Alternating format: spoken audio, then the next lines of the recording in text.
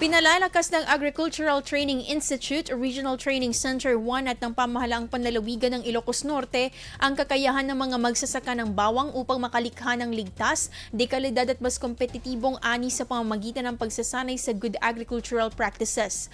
May kabuuang 33 magsasaka mula sa iba't ibang bayan ng Ilocos Norte ang lumahok sa 3 araw na Clove to Market Training on Good Agricultural Practices for Garlic Production na isinagawa noong July 14 hanggang 16. Sa ilalim ng province-led Agriculture and Fisheries Extension System, tinuruan ang mga kalahok ng makabagong teknolohiya sa produksyon ng bawang, tamang pagpili ng binhi at paghahanda ng taniman, pamamahala sa sustansya at patubig, integrated pest and disease management, pag-aani, post-harvest handling at mga kinakailangan upang makamit ang GAP certification.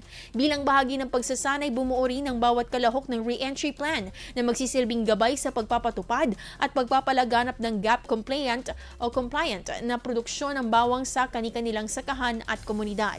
Layunin ng programa na mapataas ang produktibidad at kalidad ng lokal na produksyon ng bawang, mapangalagaan ng kapaligiran, mapalakas ang kita ng mga magsasaka at higit na mapahusay ang kakayahan ng mga industriya ng bawang sa bansa na makipagsabayan sa merkado.